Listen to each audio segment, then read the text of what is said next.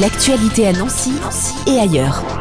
Aujourd'hui, on parle de Voyage, un projet porté par des étudiants à l'UDAF 54 pour tisser des liens entre étudiants Erasmus et seniors en résidence autonomie à Nancy. Et pour nous en parler, nous accueillons en studio Dilay. Bonjour. Bonjour. Alicia. Bonjour. Bonjour. Et Adrien. Bonjour. Donc vous êtes tous les trois étudiants. Oui, c'est ça. Dans quel cursus ?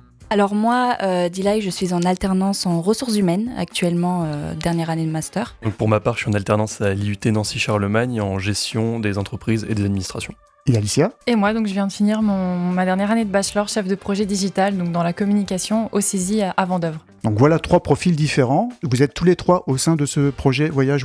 Ouais, c'est ça, ouais. Alors est-ce que vous pouvez déjà nous définir c'est quoi ce projet ? Voyage, l'idée c'est de faire rencontrer deux publics qui sont assez différents mais qui ont finalement beaucoup de choses à partager, à savoir donc les seniors et les étudiants, notamment les étudiants étrangers et Erasmus. Voilà, ces deux publics qui peuvent parfois souffrir un petit peu de monotonie dans leur vie, de solitude. Et on voulait les faire se rencontrer pour qu'ils puissent partager, échanger, apprendre, tisser du lien social autour de leurs différences culturelles et de leurs différences de génération. Donc vous avez lancé ça dans le cadre de votre alternance à l'UDAF 54. L'UDAF 54, c'est quoi ? L'UDAF 54, c'est une association engagée pour les familles. Alors moi, c'est assez large, hein, le terme de famille. On a beaucoup d'actions dans beaucoup de domaines. Justement, on essaye d'être le plus complet dans les thématiques qu'on aborde, dans les publics vers lesquels on va. Et justement, c'est dans ce souci un petit peu de toucher tous les publics qu'on a créé Voyage pour se rapprocher aussi de la jeunesse. L'UDAF 54 qui fête ses 80 ans cette année, on peut le signaler. Alors quel était le constat de départ d'avoir lancé ce projet ? Le constat de départ, c'est devenu de deux choses.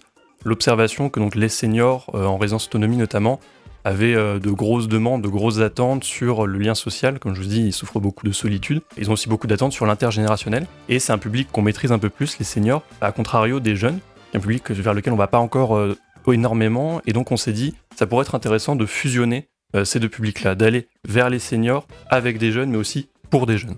Car vous-même êtes jeune, hein, vous êtes étudiant, vous avez aussi ce constat en tant que jeune aujourd'hui ? Oui, quelque part, oui. Moi, je suis pas un jeune forcément étranger, donc c'est plus facile peut-être pour moi de m'intégrer.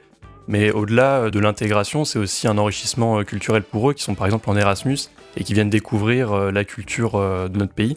C'est enrichissant d'avoir un point de vue d'une autre génération qui est très différent aussi. On sait qu'en général, les étudiants Erasmus ont tendance à plus rester entre étudiants Erasmus. Et donc là, ça va permettre de créer un lien différent et encore une fois intergénérationnel. Vous avez lancé ce projet quand ? Le projet n'est pas encore officiellement lancé, on est D'accord. toujours en train de le construire. Mais ça va faire maintenant quelques mois, il me semble qu'on a commencé à le créer, à le penser en avril. Justement, c'est Alicia qui a commencé à communiquer tout ça sur les réseaux sociaux, même au niveau du financement. L'idée, à l'UDAF, on a la chance d'être un peu autonome dans la partie communication, dans tout le reste d'ailleurs, de porter des projets qu'on souhaite porter. Et donc pour la partie communication, l'idée c'était d'avoir une charte graphique assez moderne qui parle à tout le monde et qui attire le regard justement des jeunes, puisque c'est le public qu'on veut aussi un peu cibler. Et donc au-delà de la communication sur les réseaux, on a lancé une cagnotte sur Ulule. Et aujourd'hui on a, avec les partenaires, les financements et les gens qui ont gracieusement donné dans la cagnotte, on a atteint 42% du financement. Donc le chemin n'est pas fini, mais on est déjà très content de cette petite réussite. Et l'argent récolté permettra donc de faire quoi concrètement ? Justement, c'est d'un côté aussi pour lancer les recrutements et c'est là que je vais intervenir en tant que RH. Dû à mes compétences, du coup, je vais rencontrer les étudiants et on a d'ailleurs rédigé un CV exemplaire avec les critères essentiels pour pouvoir sélectionner en fait facilement les étudiants qui seront aptes à rencontrer les seniors. Parce que le rôle de ces étudiants, ce sera quoi alors ? D'aller directement en résidence autonomie ? Ça va être d'animer des ateliers avec eux, vraiment de transmettre leur culture à ces seniors-là en fait. Ça peut être autour d'ateliers, pour l'instant il n'y a rien qui a encore été fixé, il faut voir aussi en fonction des profils des étudiants que Dilay va recruter, mais ça peut être des ateliers de cuisine, des ateliers de jeux de société, de jardinage, enfin vraiment tout ce qui joue aussi autour des intérêts des étudiants. Et ça dépendra également des financements qu'on va pouvoir récolter à la suite de la communication. Il y a un financement participatif qui a été lancé sur Ulule, toujours, qui est jusque quand ? On n'a pas fixé encore de date limite, ça va dépendre de notre communication, de tous les partenaires qu'on arrive aussi à réunir à côté de ce financement-là. Mais là, on est arrivé en septembre, on a déjà 42%. On va pouvoir relancer le projet avec notre partenaire, l'ESN de Nancy, donc l'Erasmus Student Network, qui a donc tout un panel d'étudiants à qui on va pouvoir présenter le projet, qui vont pouvoir nous aider à le porter, donc à le soutenir, à le financer sur la canicule. Cette association qui suit pas mal d'étudiants en Erasmus, effectivement. Vous avez eu déjà des contacts avec des étudiants qui sont dans ce cadre d'études Erasmus et qui ont exprimé le souhait de participer peut-être? Autant on savait que les seniors allaient être très intéressés par ce projet intergénérationnel qui le demande énormément. Autant pour les étudiants, on était plus sceptiques au début, donc on a rencontré l'ESN qui a justement partagé son enthousiasme, son engouement pour le projet, parce qu'il cherche aussi à développer de nouvelles dynamiques, et l'intergénérationnel, c'est une nouvelle dynamique qu'il cherche à développer, justement. Donc on n'a pas encore rencontré les étudiants en eux-mêmes, parce qu'au moment où tout ça s'est fait, c'était les vacances scolaires, donc les étudiants étaient rentrés chez eux. Et voilà, la rentrée arrive, les étudiants sont de retour, donc on va les rencontrer le plus tôt possible pour tout leur présenter et être témoins de leur engouement pour le projet. Puis l'essentiel serait de les rencontrer justement en octobre et essayer d'avancer sur le financement d'ici la fin du mois ou mi-octobre. Et dans l'idéal, vous aimeriez lancer vraiment le projet concrètement quand? D'ici la période de la fin de l'année. Justement, on ne sait pas encore et on va rencontrer les étudiants, on va voir au niveau de leur motivation aussi. Et encore une fois, au niveau de l'avancement du financement, mais on espère en tout cas d'ici 1 ou 2 mois que cela se concrétise. D'autant que la fin d'année, c'est une période qui est quand même assez charnière pour les étudiants Erasmus parce qu'ils sont loin de chez eux, ils sont loin de leur famille et donc passer les fêtes tout seul, c'est pas forcément idéal. Pareil pour les personnes en résidence autonomie, ils n'ont pas forcément tous une famille qui vient les voir. Donc ouais, je pense que la fin d'année, c'est une bonne période. Donc comment vous aider aujourd'hui? Effectivement, on aimerait multiplier nos partenaires qui financent nos projets. Justement, on va voir avec l'IUT Nancy-Charlemagne dans lequel j'ai étudié et Adrien est actuellement étudiant. Donc on va les voir prochainement et on espère que cet échange va aboutir à quelque chose de bien.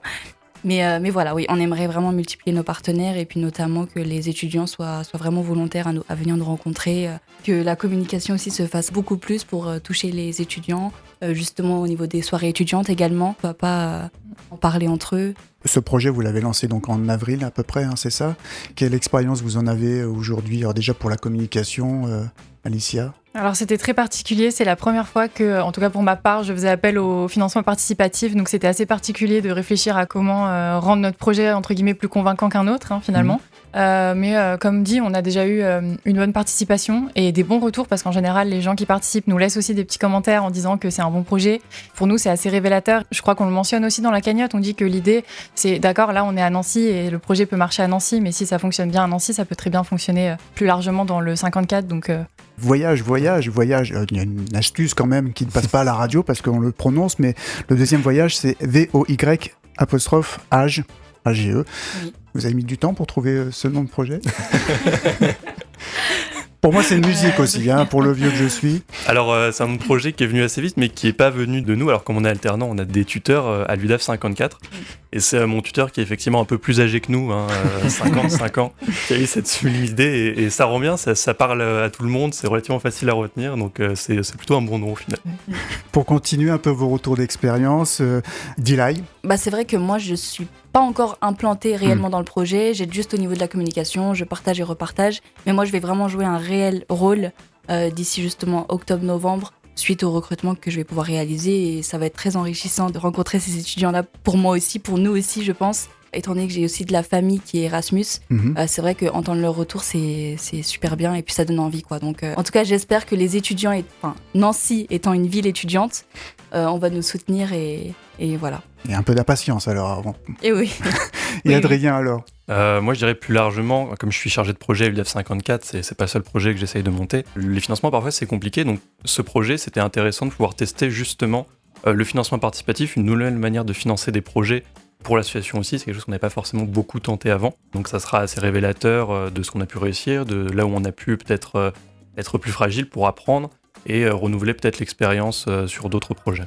Alors je vous laisse le dernier mot, peut-être un argument pour des jeunes qui seront en Erasmus, pour leur donner envie de s'engager dans une démarche telle que Voyage. Je pense que c'est une question de curiosité, d'envie de partager, de découvrir. Les Erasmus sont dans cette dynamique-là, c'est-à-dire qu'ils viennent justement découvrir une nouvelle culture, découvrir des nouvelles personnes. Et là, c'est complètement ça. Donc je pense qu'ils peuvent être heureux, impatients, curieux de découvrir ce projet et d'y participer.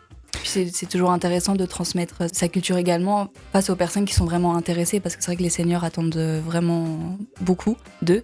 Et donc, ça peut être enrichissant pour eux, suite à leur parcours également, juste d'Erasmus, quoi. Et Alicia, alors, le site internet, comment on vous retrouve pour aller vous soutenir financièrement ou autrement? Alors sur Ulule, vous avez la cagnotte Voyage. Et puis, vous avez tous nos réseaux sociaux donc de l'UDAF. On a une page LinkedIn, une page Facebook où on poste régulièrement donc, concernant l'avancée du projet et de la cagnotte. Eh bien, merci à vous trois et bonne chance pour ce projet. Merci beaucoup. L'actualité à Nancy et ailleurs. C'est sur Fudget. Pour y participer, contactez-nous au 03 83 35 22 62.